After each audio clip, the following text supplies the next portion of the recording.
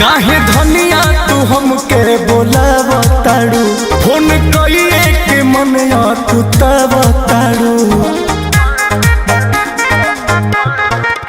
ए काहे धनिया तू हमके बोलावताड़ू फोन कइए के मनया तू तवताड़ू करेलू कॉल खाली कहेलू कुछ ना खुल के बतावेलू ना साफा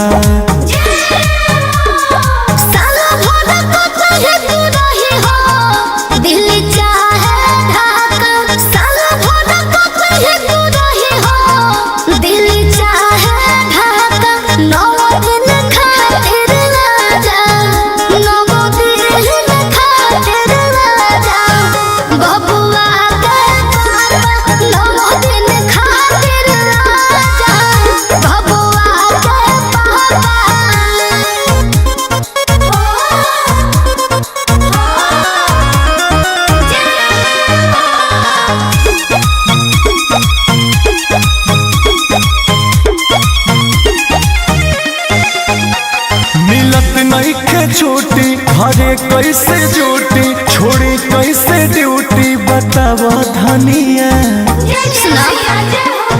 सब कर मरद तो कमाएला हो बाकी घरे दशहरा में जाएला हो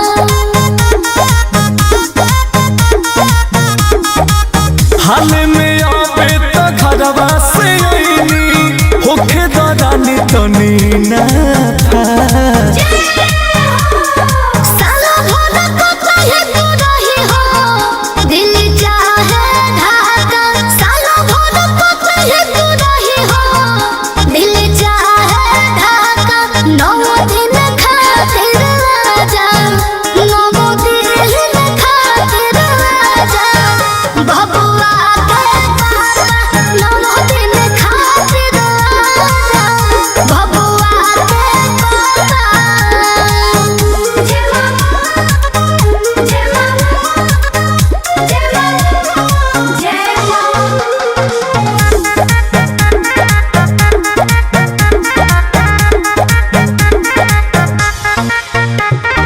तुहरे रानी ई रुपया कमानी उदास हम बानी के डहकतनी